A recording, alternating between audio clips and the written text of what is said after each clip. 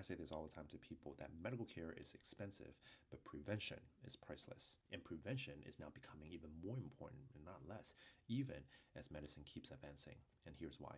Over the next 5, 10, and 20 years in the United States, the system is going to be under more strain. The population is aging and chronic diseases are increasing. And at the same time, a large number of doctors are now retiring or leaving medicine altogether. This means that there are going to be fewer physicians caring for more patients with more complex medical needs, and that gap is already forming and it will continue to widen. And some people ask, why don't we just train more doctors? And while that sounds simple, it's not.